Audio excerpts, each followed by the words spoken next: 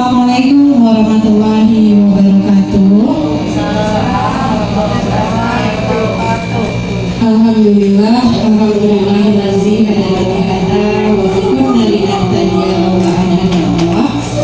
Asyhadu an la ilaha illallah wahdahu la syarika lah wa asyhadu anna Muhammadan abduhu wa rasuluhu la nabiyya ba'da, amma ba'du.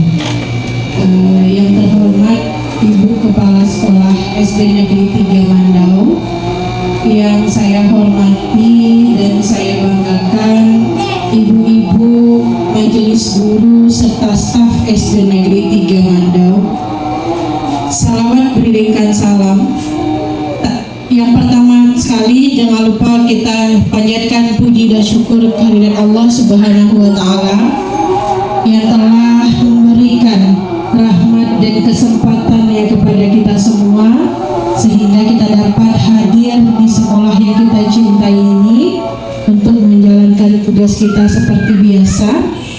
Dan tak lupa pula salawat beriringkan salam kita hadiahkan ke baginda Nabi besar Muhammad SAW dengan ucapan Allahumma sholli ala sayyidina Muhammad wa ala ali sayyidina Muhammad. Ibu-ibu, saya berdiri di hadapan ibu-ibu semua bukan berarti saya lebih hebat, saya lebih tahu dan saya lebih mampu, tetapi saya berdiri di sini, kita sama-sama belajar, kita masih belajar dan terus harus belajar. Baiklah ibu-ibu, di sini saya akan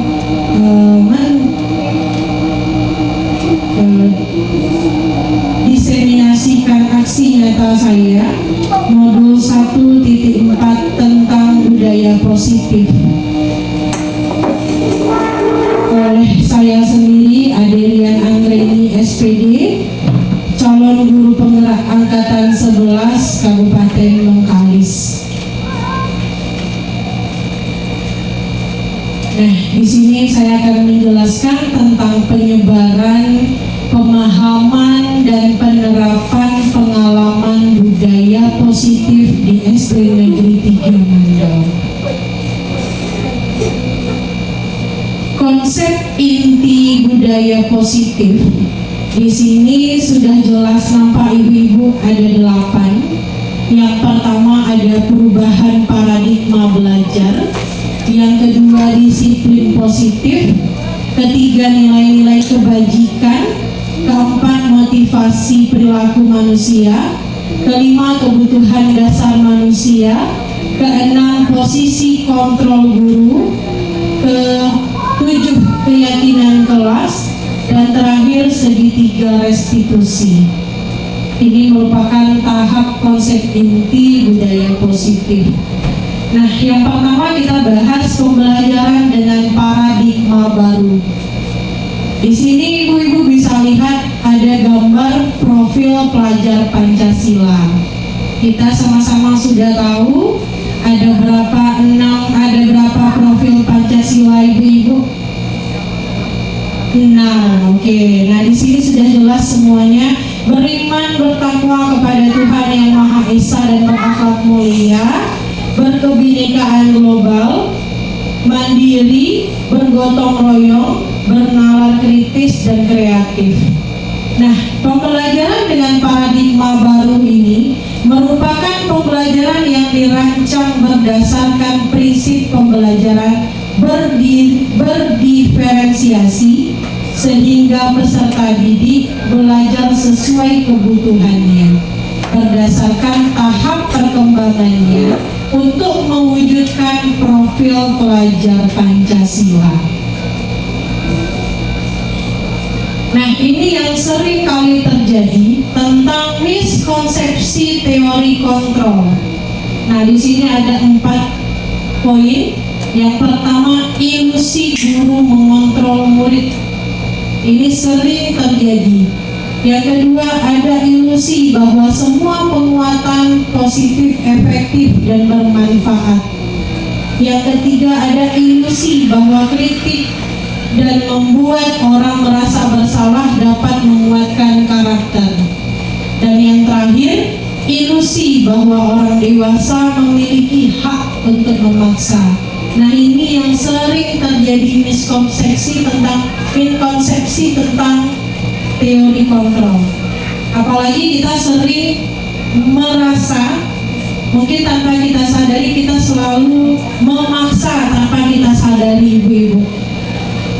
Ini yang ilusi keempat, bahwa orang dewasa memiliki hak untuk memaksa.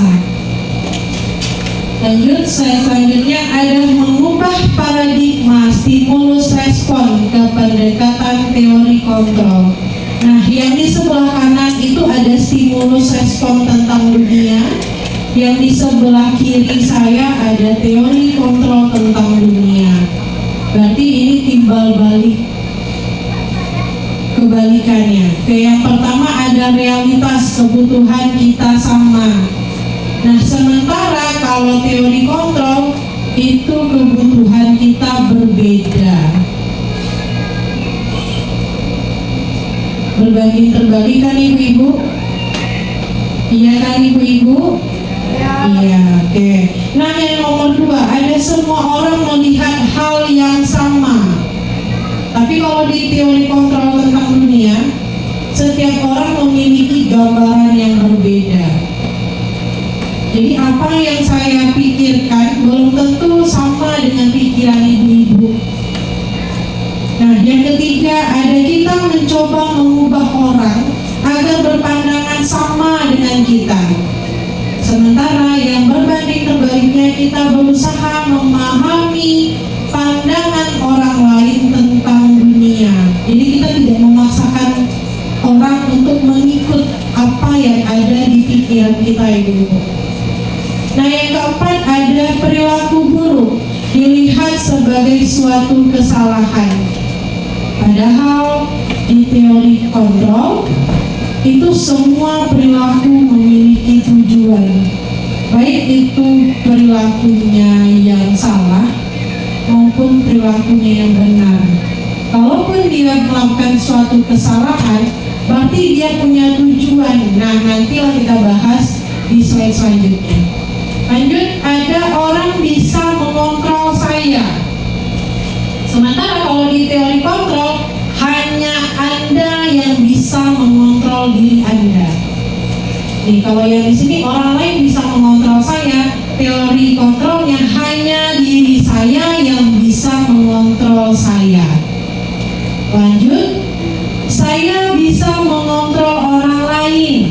Sementara di teori kontrol, saya tidak bisa mengontrol orang lain. Lanjut, ada pemaksaan, ada pada saat bujukan gagal.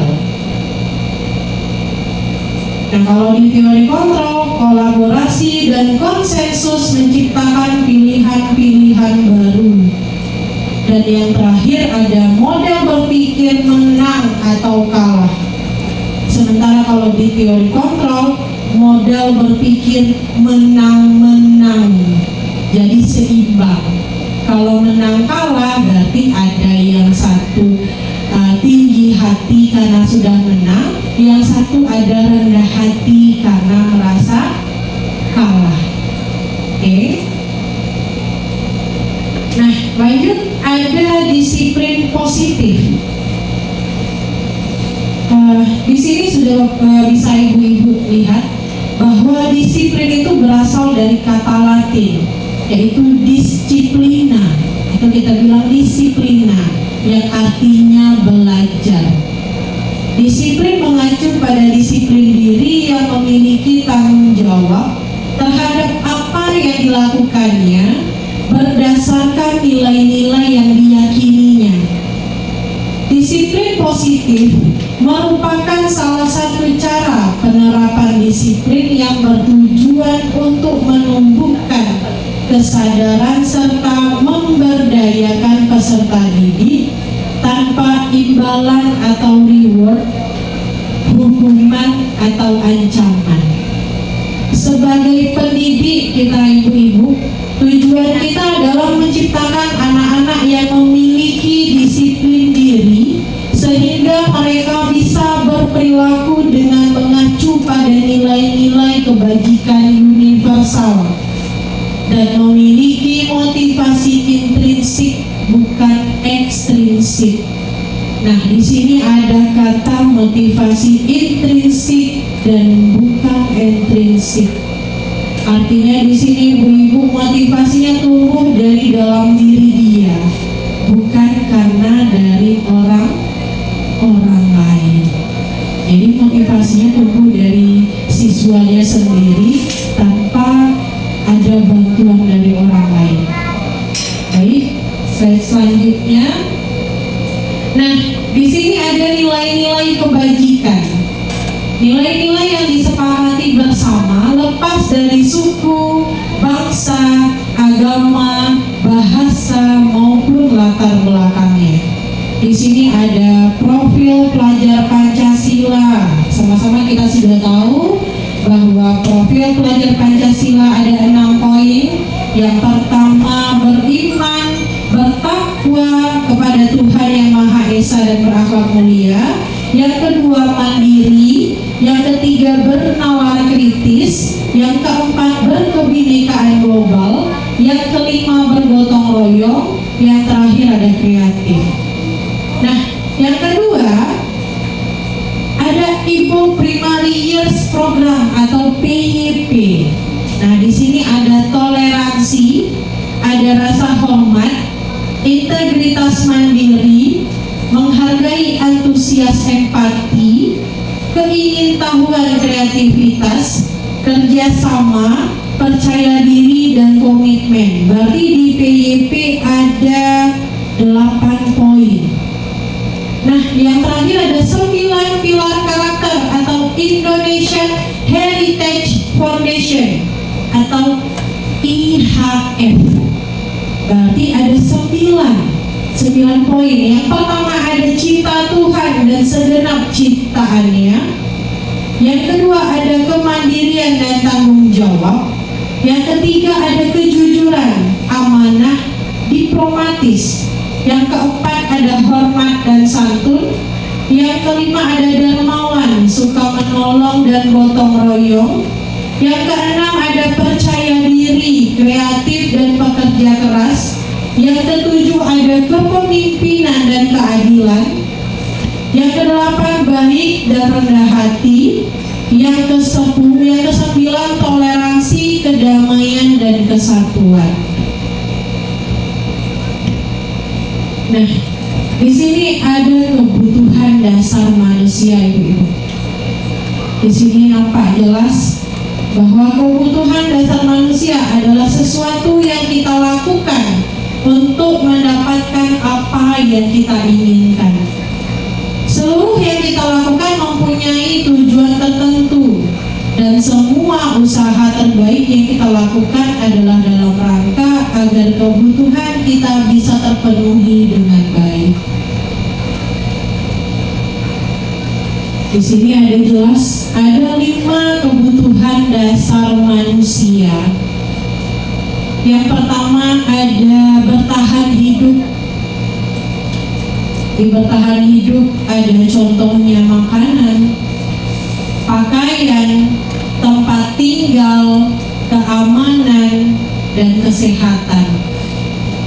Lanjut, ada yang kedua kasih sayang dan rasa diterima. Contohnya ada rasa diterima, diperdulikan, berbagi, kerjasama, dan menjadi bagian dari kelompok. Yang kelima ada penguasaan. Ada beberapa poin dari penguasaan. Yang pertama harga diri, keinginan untuk dianggap, memimpin, berprestasi, diakui dan didengarkan. Yang keempat ada kebebasan. Beberapa poin di kebebasan ada mandiri, memiliki pilihan untuk mencoba hal yang baru, serta mampu mengendalikan arah dirinya. Dan 5, kebutuhan dasar manusia yang terakhir ada kesenangan, yaitu bermain, humor, antusiasme, dan tertawa. Apakah ibu-ibu sudah merasa kelima-lima ini sudah ada dalam diri ibu-ibu? Belum semuanya. Yang pertama, bertahan hidup. Apakah sudah punya ibu-ibu? Udah, oke. Yang kedua, rasa kasih sayang dan rasa diterima.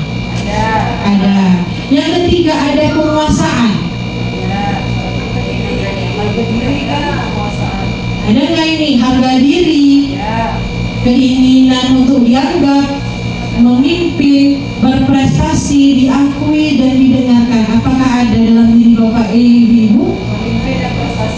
Oh, memimpin dan berprestasi belum. Oke, insya Allah nanti sama-sama kita jadi pemimpin yang berprestasi ya ibu-ibu ya. Oke, yang keempat, kebebasan. Apakah sudah ada dalam diri ibu-ibu semuanya? Sudah. Yang terakhir, kesenangan. Sudah. Jadi Bapak kita sadari kelima-lima ini sudah ada dalam diri kita ibu-ibu. Cuman kita nggak tahu poinnya masuk ke yang mana. Jadi 5 poin ini sudah menggambarkan bahwa kebutuhan dasar manusia kita sudah terpenuhi dari kelima-limanya.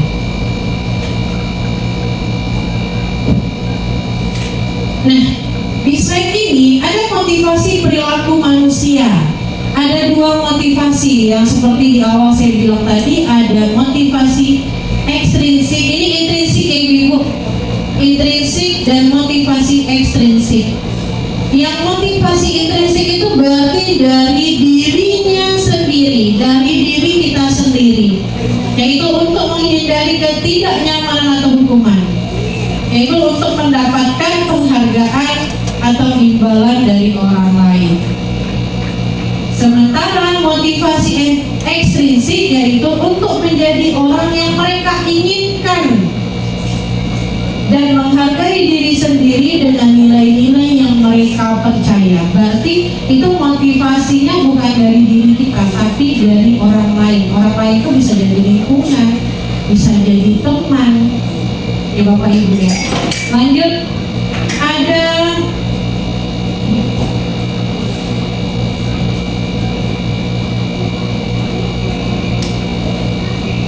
nah Bapak Ibu, di sini ada 3 poin. Yang pertama ini hukuman yang tuliskan.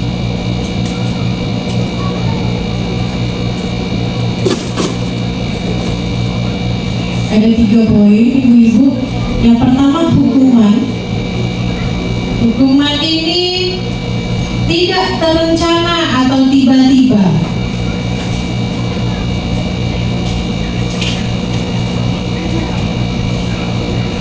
Yang kedua, ada murid tidak tahu apa yang terjadi atau tidak dilibatkan. Yang ketiga, ada bersifat satu arah. Yang keempat, ada berupa hukuman fisik atau verbal. Ini di hukuman. Nah, di poin yang kedua ada terencana, disepakati sesuai peraturan. Yang kedua, ada murid tetap dibuat tidak nyaman. Yang ketiga, sikap guru selalu memonitor murid. Nah, yang terakhir ada poin yang terakhir ada tentang proses menciptakan kondisi bagi murid untuk memperbaiki kesalahan. Yang kedua, ada proses kolaboratif yang mengajarkan murid untuk mencari solusi diri sendiri.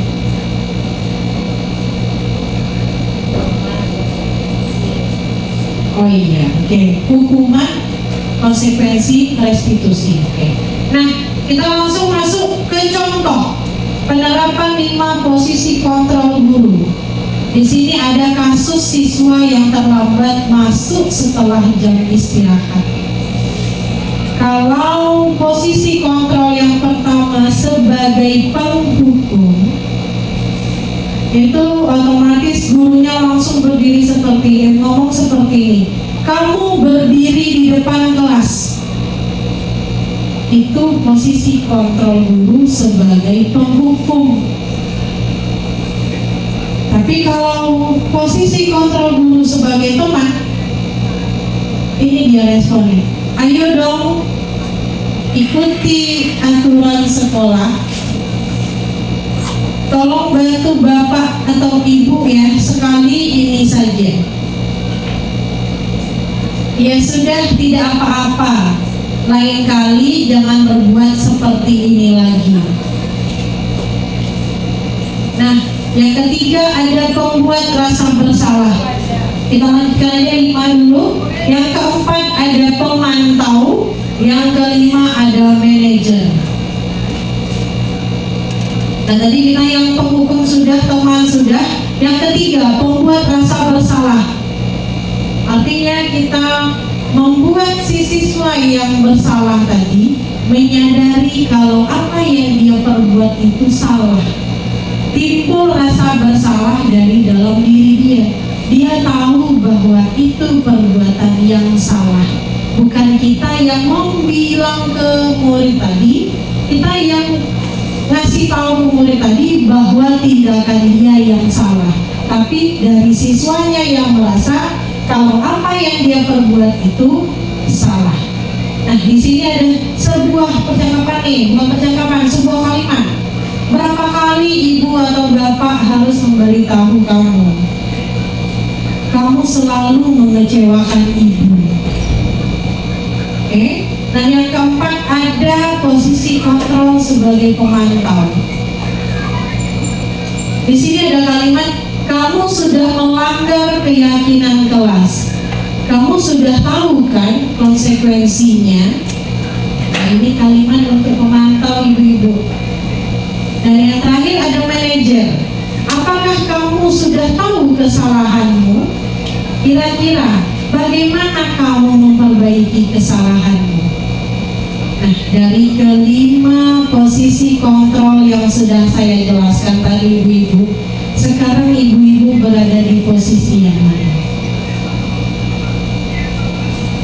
Yang pertama ada sebagai penghukum, ada sebagai teman, pembuat rasa bersalah, ada sebagai pemantau, ada sebagai manajer. Nah, sekarang saya tanya deh sama ibu-ibu, sekarang kita sudah berada di posisi yang mana ibu-ibu?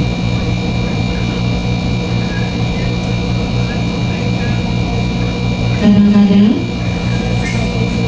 ada sebagai penghukum, kadang sebagai pembuat rasa bersalah, itu Bu Kari.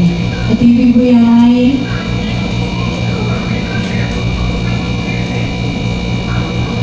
kadang sebagai teman Bu Anissa, kadang sebagai apa Bu? Kadang-kadang iya, berbuat rasa bersalah. Apakah sudah ada yang sampai di pemantau atau manajer ibu-ibu? Mantau sama manajer. Apakah kita sudah sampai di tahap ini?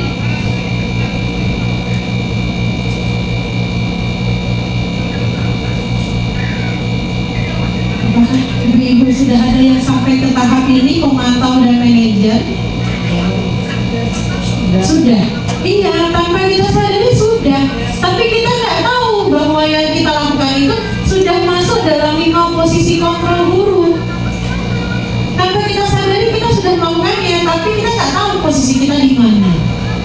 Tapi memang kadang kita menerapkan 5 posisi kontrol ini ibu kadang ikut emosi kan, ikut situasi hati kan.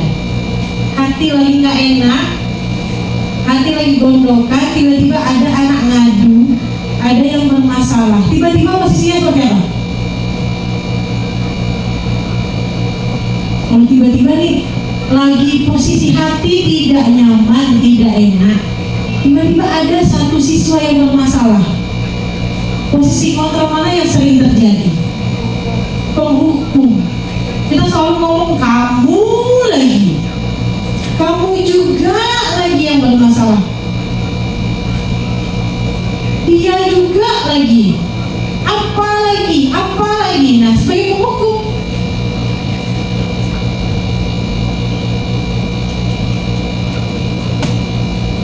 tapi sebenarnya seharusnya kita ada yang 5 posisi ini ibu. Kita ada sebagai teman, ada rasa bersalah, ada sebagai pemantau, ada sebagai manajer. Jadi saya berharap mungkin saya pribadi, mungkin kita sama-sama belajar memperbaiki posisi kontrol kita sebagai yang baik itu di posisi mana. Karena jujur ibu-ibu, posisi penghukum. Mungkin karena saya tipenya keras, jadi ketika ada suatu masalah saya langsung emosi. Padahal emosi saya mungkin karena kita seperti itu dulunya. Waktu kita kecil dulu kalau kita salah selalu gini, udah berdiri di situ,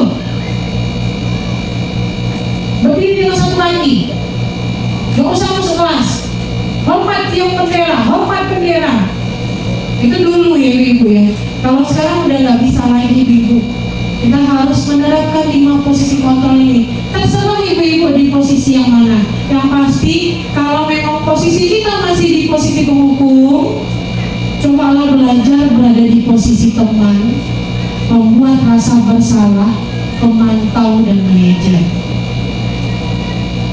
Yang paling gampang menurut saya itu ada di pembuat rasa bersalah ini.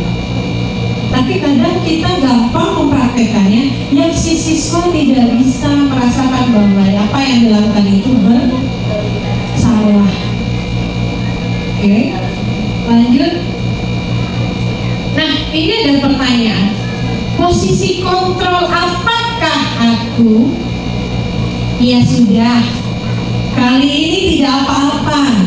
Nanti ibu bantu bereskan. Ayo, di posisi mana ibu-ibu? Tadi ada 5 posisi kontrol. Yang pertama penghukum, yang kedua teman, yang ketiga pembuat rasa bersalah, yang keempat pemantau, yang kelima manajer. Nah ini ada pertanyaan. Ya sudah, kali ini tidak apa-apa. Nanti ibu bantu bereskan. Di posisi mana ibu? Teman? Ayo, posisi mana? Ayo, satukan suaranya ibu-ibu. Kalau pemantau tadi ini ibu-ibu, tuh, kamu sudah melanggar keyakinan kelas. Kamu sudah tahu kan konsekuensinya? Nah, itu pemantau. Oke, kalau manajer, apakah kamu sudah tahu kesalahanmu? Kira-kira bagaimana kamu memperbaiki kesalahanmu? Itu manajer. Nah, kalau yang seperti ini, ya sudah, kali ini tidak apa-apa. Nanti ibu bantu bereskan. Ayo, di posisi kontrol mana? Teman. Ya ibu ya. Nah, lanjut. Pertanyaan kedua. Posisi kontrol apakah aku? Gimana coba kalau orang tua kamu tahu kamu berbuat begini? Bersalah. Kita udah bisa praktekkan ini, ibu. Kadang anaknya bilang kayak gini nggak tahu. Iya bu. Ya kan? Iya. Udah susah-susah orang tua kamu antara pergi sekolah, menyiapkan bekal tadi kita kan? Yang si anak bilang nggak tahu.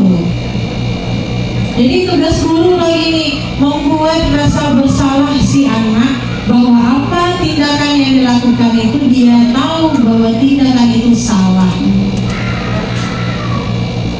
Nah, pertanyaan selanjutnya, posisi kontrol apakah aku? Ini, patuhi aturan saya atau awas? Ayo, sebagai apa? Penghukum. Ini sering kali. Iya. Lanjut. Waiting for connection.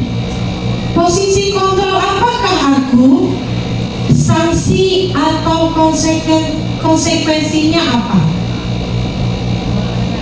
Yo. Sanksi atau konsekuensinya apa?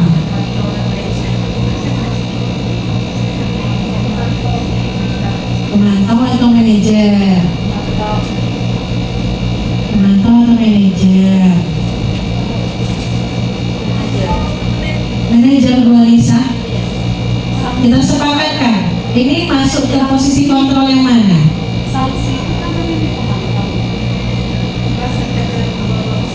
Kita flashback lagi deh yang sebelumnya ada ini. Kalau pemantau, kamu sudah melanggar keyakinan kelas, kamu sudah tahu kan konsekuensinya.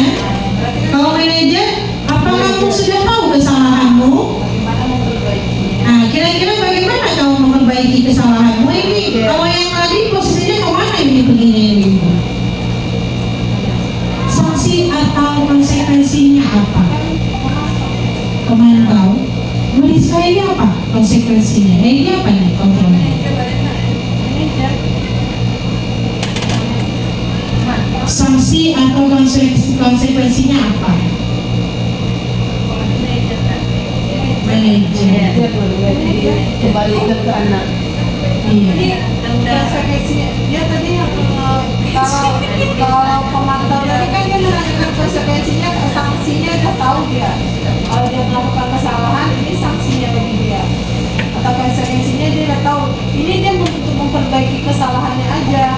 Iya, kalau yang di pemantau kan dia sudah melanggar. Kita tanyakan ke dia lagi. Kan sama yang tadi itu tahu kamu konsekuensinya. Oke, boleh masuk. Berarti kalau yang ini sanksi atau konsekuensinya apa? Boleh di pemantau, Boleh di manajer. Tapi lebih tepatnya di pemantau. Lanjut. Pertanyaan selanjutnya. Apa rencana kamu untuk memperbaiki hal ini? Mari ini manajer. Baru ini manajer. Manajernya ini. Oke, apakah ibu-ibu pernah melakukan posisi manajer? Posisi kontrol manajer dalam kelas? Belum. Belum? Ya. Belum ya Bapak Ibu ya. Kita langsung aja emosi sebagai penghukum. Nah, sampai masalahnya udah bilang Iya, rasa bersalah. Mungkin Bu Ul bisa nanya, nggak kasihan kamu sama orang tua kamu. Kalau Bu Adi enggak, Bu Adi langsung marah-marah. Iya, sebagai penghukum. Kalau jadi teman tuh kan nengok-nengok hari, nengok kalau cuaca mendung, tenang. Iya, kalau lagi mood baik, gitu kan. Iya, kalau pagi masih mood, masih sebagai teman. Tapi kalau udah tengah hari, jam-jam siang makan siang, ibu langsung sebagai penghukum. Ya kan? Nah, lanjut. Kita masuk ke keyakinan kelas. Ada pertanyaan. Mengapa keyakinan kelas? Mengapa bukan peraturan kelas? Ya. Ada yang tahu? Bepa apa Bepa? Kalau saya ajarkan kelas itu dan apa yang mereka inginkan di kelas itu. Oke, kalau peraturan? itu cuma satu orang aja yang buat. Oke, kalau keyakinan kelas itu kata Bu Eva, dari semua siswa itu berpendapat tentang apa yang ingin mereka apa yang ingin mereka perbuat di kelas itu. Kalau peraturan itu dibuat oleh satu orang. Iya. Kita sama-sama lihat slide berikutnya. Di sini ada pembentukan keyakinan kelas. Ada 1, 2, 3, 4, 5, 6, 7. Ada 7 poin tentang pembentukan keyakinan kelas. Yang pertama ada bersifat lebih abstrak daripada peraturan, yang lebih rinci dan lebih konkret. Yang kedua berupa pernyataan-pernyataan universal. Yang ketiga dibuat dalam bentuk pernyataan positif. Yang keempat tidak terlalu banyak dan mudah diingat. Yang kelima, sebaiknya sesuatu yang dapat diterapkan di lingkungan tersebut. Contohnya ini keyakinan kelas berarti tentang lingkungan kelas. Nah, yang keenam, semua warga kelas hendaknya ikut berkontribusi dalam pembuatan keyakinan kelas lewat kegiatan curah pendapat. Dan yang terakhir, bersedia meninjau kembali keyakinan kelas. Nah, di sini Ibu-ibu, saya kemarin sudah mencoba keyakinan kelas ini di kelas 6. Jadi walaupun di kelas 6 itu sudah ada keyakinan kelas mereka, tapi karena saya mengajar PJOK, saya pun juga membuat keyakinan kelas untuk di jam PJOK, di jamnya saya sendiri. Keyakinan kelasnya apa? Salah satunya mereka semua berpendapat bahwasanya bagi yang tidak memakai seragam PJOK tidak boleh Bu keluar lapangan. Itu kesepakatan mereka. Karena memang mereka mengakui bahwa di kelas 6 itu rupanya terlalu banyak yang tidak memakai baju seragam olahraga. Mungkin karena mereka sudah badan mereka besar, jadi baju yang olahraga yang dari kelas 1 dulu atau mungkin sudah pernah ganti tidak muat lagi, dan orang tuanya nggak mau beli dengan alasan nanggung. Alasannya nanggung. Berkali-kali saya coba menjelaskan ibu-ibu bahwasanya di kelas 6 sebenarnya seragam itu tidak nanggung. Kenapa? Karena ketika tamat SD pun masuk ke SMP, kalau masih nyambung ke SMP negeri, baju itu tidak langsung siap. Itu paling lama 6 bulan bajunya baru siap, paling cepat 3 bulan. Jadi kalau beli baju sekarang di kelas 6 tidak tanggung, tapi memang berfungsi. Kalau seandainya nanti misalnya di kelas 1 SMP tak terpakai lagi, bisa disedekahkan ke yang lain atau bisa dikasihkan ke adik-adik kelasnya. Nah, keyakinan kelas ini apakah ibu-ibu sudah melakukannya di kelas ibu masing-masing? Apakah sudah ada yang melakukan keyakinan kelas di kelas masing-masing? Nah, tadi Bu Eva bilang keyakinan kelas itu tuh dari pendapat siswa, kita jadikan keyakinan kelas dengan kalimat positif.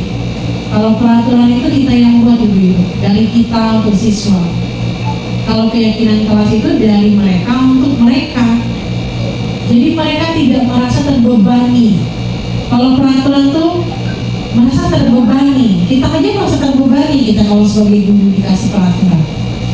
Tapi coba kalau kita dikasih keyakinan nih, keyakinan guru misalnya, jadi kita nggak merasa terbebani. Yang balik lagi ke motivasi tadi. Kalau keyakinan kelas berarti muncul motivasi dari intrinsiknya siswa. Tapi kalau peraturan berarti motivasinya dari luar. Mereka merasa terpaksa. Oke, baik ibu-ibu. Selanjutnya, nah di sini ada segitiga restitusi. Pernah lihat gambar ini sebelumnya ibu-ibu? Segitiga ini, segitiganya mungkin pernah ya ibu-ibu ya. Tapi segitiga restitusi apakah sudah pernah melihat ibu-ibu? Belum ya. Oke. Nah di sini ada segitiga restitusi. Oke. Yang di sebelah kanannya ada menanyakan keyakinan. Terus ada menstabilkan identitas dan validasi tindakan yang salah. Nah ini ada tiga poin. Yang pertama meyakinkan keyakinan, menanyakan keyakinan, menstabilkan identitas dan memvalidasi tindakan yang salah. Kira-kira dari ketiga ini ibu, jadi ketiga ini, kira-kira poin mana yang pertama jika ada salah satu siswa kita yang melakukan kesalahan? Menanyakan keyakinan, menstabilkan identitas, memvalidasi tindakan yang salah. Ayo, tahapan yang mana dulu ibu?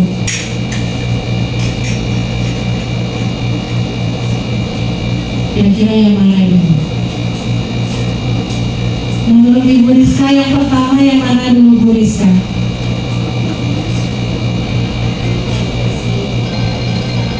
Validasi tindakan yang salah. Oke, ada ibu-ibu yang lain? Ini ada validasi tindakan yang salah, ada menanyakan keyakinan, ada memvalidasi dan menstabilkan identitas. Iya. Yang mana dulu ibu-ibu? Ayo. Jadi misalnya nih kayak ada suatu masalah yang kemarin yang pernah terjadi di suami tadi tentang bully ya ibu-ibu ya. Nah, kira-kira kalau si anak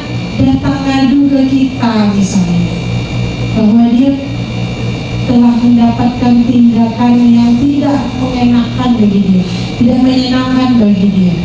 Kira-kira kita mau melakukan yang mana dulu? Apakah meyakinkan, menstabilkan, atau validasi tindakan yang salah? Validasi Baisa. Ada jawaban yang lain?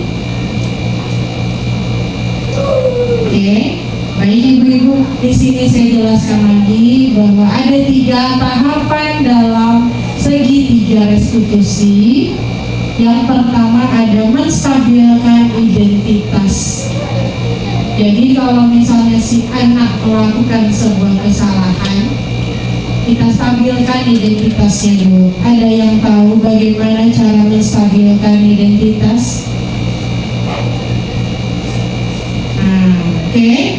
Nah di sini saya jelaskan bahwa menstabilkan identitas tuh bisa misalnya nih, kayak kemarin itu yang di kelas 5 kejadian di sekolah kita terjadi pembulian dengan anak baru. Ada ibu ya, yang Aina kemarin. Nah rupanya yang melakukan pembulian itu teman satu kelas. Nah jadi kemarin saya sudah bertanya dengan si korban yang merupakan Aina anak baru dan yang si pelaku. Ternyata pelakunya bukan 1-2 orang, ternyata satu kelas membuli si anak baru tadi. Nah maka saya panggil ketika si Aina ngadu, maka saya panggillah si pelaku yang Aina bilang pelakunya ada 2 orang. Nah saya panggil, saya melakukan segitiga restitusi kemarin. Tindakan yang saya ambil yang pertama ada menstabilkan identitas. Di situ saya bertanya, saya bilang ke korban dan pelaku bahwa setiap orang pernah melakukan kesalahan. Ini kalimatnya ibu, kalimatnya sederhana. Bilang ke anak-anak bahwa setiap orang itu pernah punya kesalahan. Ibu juga pernah salah kok. Ibu ini bukan manusia sempurna. Kalau manusia yang sempurna, ada manusia yang sempurna ibu-ibu? Enggak ada. Yang sempurna itu Allah ibu-ibu ya. Jadi kita bisa bilang kalimat dengan anak-anak, setiap orang pasti pernah melakukan kesalahan. Atau kalimatnya, kamu bukan satu-satunya yang pernah melakukan ini. Ibu pun pernah kok. Kita stabilkan identitas si anak dulu ibu. Jangan langsung emosi nanya-nanya, kamu ngapain tadi? Diapain tadi si Ainanya? Kok bisa nangis? Kamu ngapain dia? Itu bukan melakukan tindakan segitiga restitusi ibu. Kita panggil dulu siswanya, siapa yang korban, siapa yang pelaku, ditanyain. Kita lakukan tindakan segitiga restitusi. Yang pertama menstabilkan identitas. Kita buat si siswa itu merasa tenang dulu, merasa nyaman untuk berbicara dengan kita, dan dia menyadari apa yang dia perbuat itu salah. Nanti setelah kita ngomong seperti itu, baru dalam diri dia, iya bu, saya salah. Nah lanjut, ada yang memvalidasi tindakan yang salah. Di sini kita bisa menggunakan kalimat, kamu tentu punya alasan mengapa melakukan itu. Atau adakah cara yang lebih efektif untuk mendapatkan apa yang kamu butuhkan? Kadang ibu-ibu, anak kita itu berbuat salah, mereka tuh mencari perhatian, kurang perhatian. Karena rata-rata anak yang buat masalah itu tuh dia membutuhkan perhatian sebenarnya, tapi mereka tidak tahu cara untuk mendapatkan perhatian. Menurut mereka, kalau saya berbuat salah, maka saya akan diperhatikan. Padahal sebenarnya salah. Jadi mereka membuat kesalahan, mereka beranggap setelah berbuat kesalahan ini, saya mendapatkan perhatian, orang tua saya dipanggil, orang tua saya mulai memperhatikan saya. itu dia melakukan kesalahan. Jadi cara orang untuk mendapatkan perhatian itu beda-beda. Mungkin dari perbuatannya yang salah, atau mungkin kita dulu dari ibu-ibu, kita dulu waktu zaman muda-mudanya, saya juga masih muda ya ibu ya, nggak juga tua kali gitu ya. Cuma waktu kita muda-muda dulu, supaya untuk mendapatkan perhatian dari orang yang kita sukai, kita ngapain ibu? Salting, ya kan? Apa itu salting? Salah tingkah. Kan begitu sadari kita buat seperti itu dulunya, supaya mendapatkan perhatian. Supaya apa? Si target kita tadi memperhatikan kita, iya kan? Coba kalau di sekolah kita ini nggak ada masalah apa-apa, ada nggak sesuatu yang merasa diperhatikan? Enggak. Tapi kalau dia berbuat kesalahan, kita panggil dia, kita berhadapan dengan dia merasa diperhatikan. Nah kita dulu pernah seperti itu, salting namanya kita buat. Kita buat apa-apa dulu, pokoknya kita dapat perhatian dari orang aja. Oke? Nah yang terakhir ada menanyakan keyakinan. Setelah dia berbuat keyakinan, kemarin yang si Aina itu korban, dipanggil pelakunya 2 orang, ditanyakan keyakinan. Tanyakan ya, apa contoh pertanyaannya? Ada keyakinan kelas apa yang telah kita sepakati? Kan tadi sudah kita buat keyakinan kelas.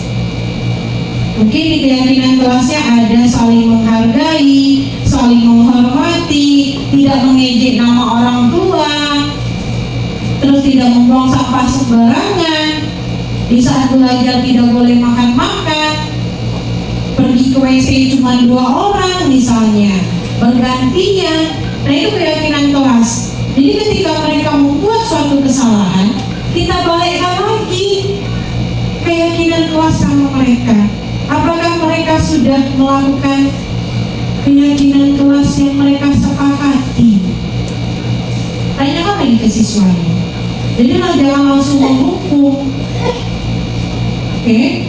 Nah, ada lagi, kamu ingin menjadi orang yang seperti apa?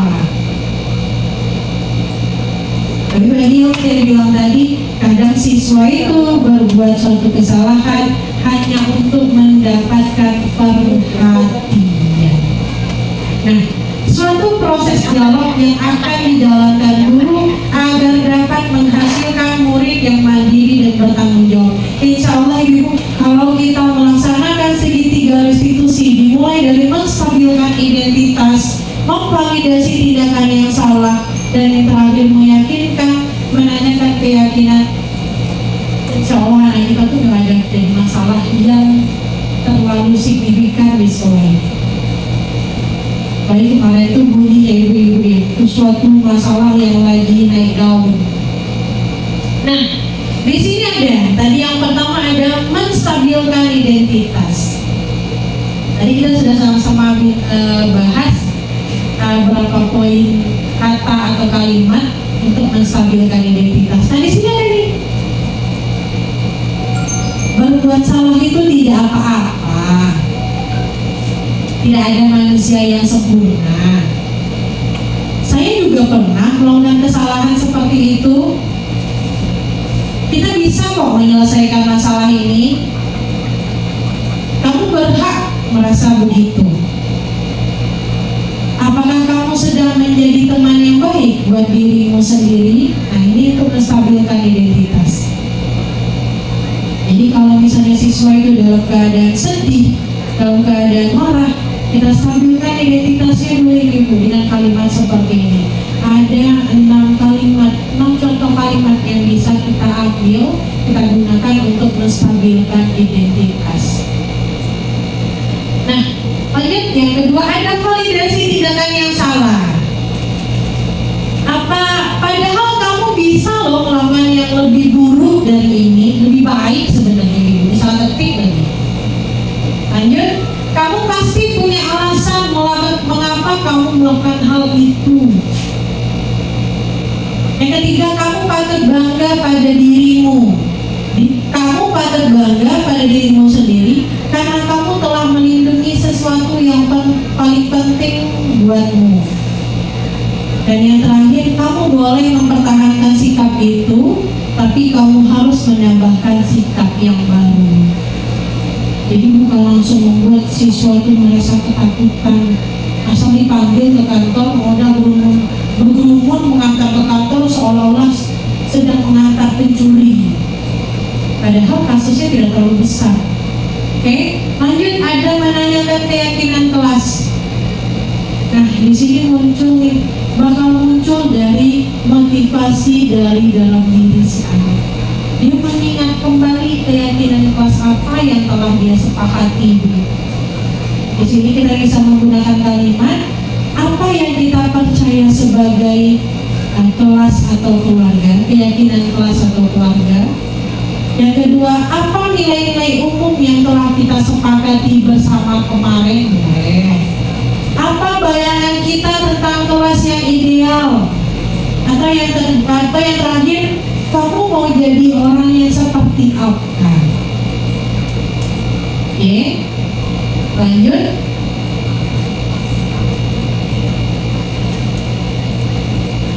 Di sini karena sudah kita bahas tadi semuanya, mulai dari disiplin positif, budaya positif, ada 5 posisi kontrol guru, ada segitiga, ada keyakinan kelas, ada peraturan kelas, ada segitiga restitusi. Nah, dari yang sudah saya jelaskan tadi, maka saya buatlah kesimpulan bahwa dalam penerapan disiplin positif hendaknya guru mempunyai standar kepribadian, profesional, sosial yang baik, di mana guru mampu merefleksikan dirinya dalam posisi kontrol yang saat ini, bagaimana perjalanan dirinya sebagai among atau manajer yang menuntun murid-murid yang menjadi insan yang mandiri, merdeka, dan bertanggung jawab. Ini menurut standar pendidikan nasional.